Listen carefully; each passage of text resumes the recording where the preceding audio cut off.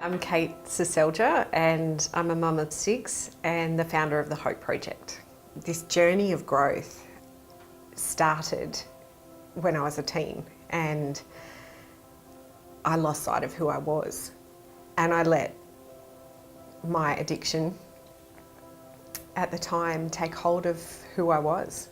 That impact then just tainted every other aspect of my life until age 32, and I wanted to take my life at that point.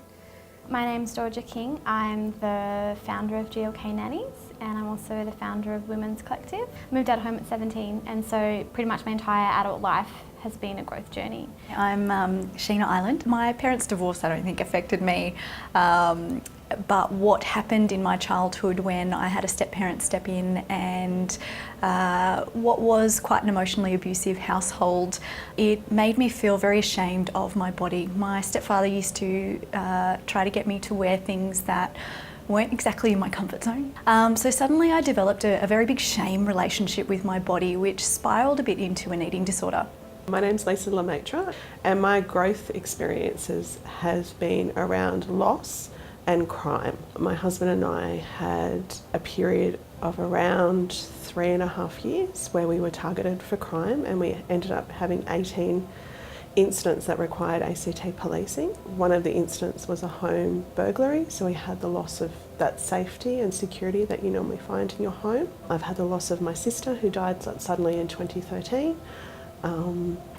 And there's also been the loss of realising that I have infertility, that I can't have children, so the loss of motherhood and parenting, and also last year the loss of one of our dogs, which is like a fur daughter to us, as we like to call her. My name's Indiana Holly. Everything that I've learnt in my journey through trauma, I've actually given back through my actual business and provide personal development tools and skills to other women that are on the same journey.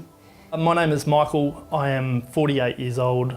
I am a human being who's been through some issues with overcoming a divorce, I guess, and that happened 14 years ago. And I have put my hand up at numerous stages along the way to say that I'm struggling. My name is Nina Gabor. I grew up not really understanding why I didn't fit in with everything around me, including family, community, cultures that I was born into. And I think it's consistently a daily struggle to feel that I'm enough, to feel that I'm actually okay. I'm Bree Winchester. I think I'm at the beginning of my growth journey. I'm really at the beginning. I call it a breakdown, a mental breakdown in September last year, and it happened in the car. I was driving and I was in a state of panic for 10 days and was diagnosed with panic disorder and generalised anxiety disorder, and I haven't driven a car since. Well, my name is Isiate Olaunga, but everyone calls me Richie. I was born here and then I moved to America in '96 when I was about 8 or 9. And then I got in trouble and came back in 2005 and was trying to find myself. I worked various jobs, and someone asked me, like, what would you do for free? And I said, I'd probably try to help, youth that are naughty or youth at risk. So they said, well, why don't you get into it? And that's where the journey started. I was applying, and I just kept on getting knocked back because I had no experience, no schooling.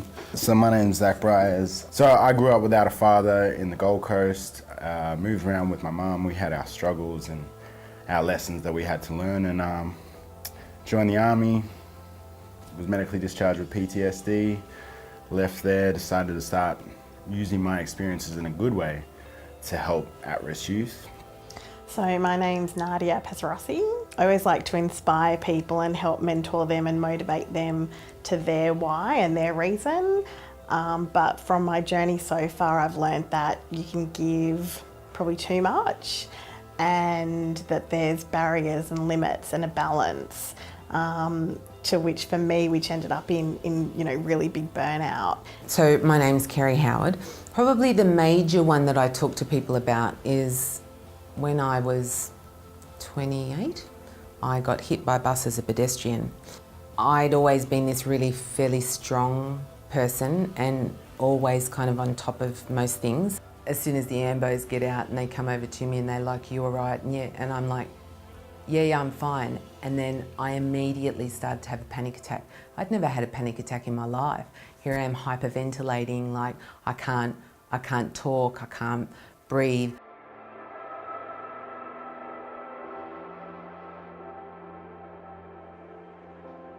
Well, probably losing my father at a young age. My dad was killed in '92 here in Canberra. We went to America. I went through a lot of bullying. I had a family member that you could say abused me, and that kind of was detrimental in my upbringing. I was harming myself, I was constantly losing weight, my body started to shut down a little bit, and my friends intervened and I realised that I needed help. It just sounds like such a cliche, because everyone used to say to me, you know, look after yourself, take care of yourself.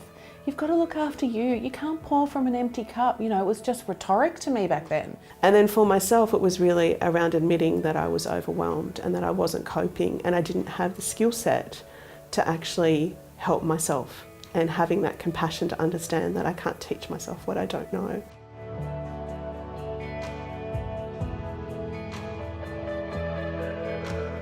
It just took perspective looking back on these pains, these traumas and everything you think's really hard, and going, wow, I learned so much out of it.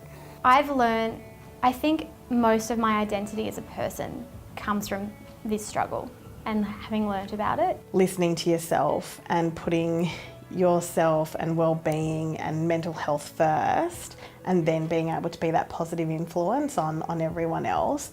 A bit of a turning point for me was in 2016 in October. I walked from Sydney to Canberra. And I guess that's a bit of a metaphor for anyone going through hardship. You know, just chunk it down, break it down into little chunks that you can achieve.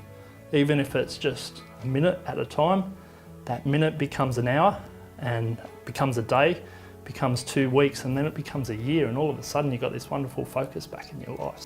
For me, always framing struggle as an opportunity for growth is essential. We as human beings are incredibly powerful beyond our recognition. We don't realise just how much strength that we actually do have.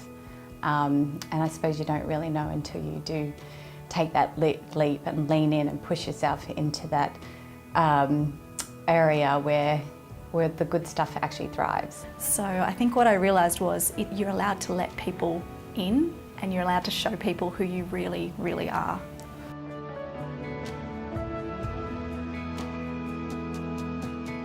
When you look back on the circumstances you're going through, you will find growth out of it. You will find lessons out of it. And you can have the decision to use that in a positive way or a negative way. But it's ultimately your decision of how to view those experiences. Honestly, everyone is struggling. Everyone is struggling, and we pretend we're not.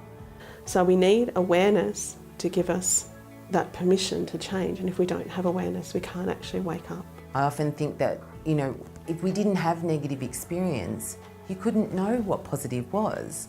It's not trying to make yourself into a different person when you're there, because I think that's a different element, and that almost fuels the shame because you know you're not being authentic.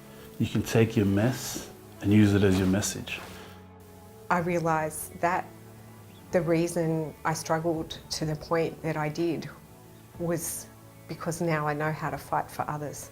Now I know how to speak the language of pain and shame and trauma that had I not gone through that, I wouldn't be able to help others.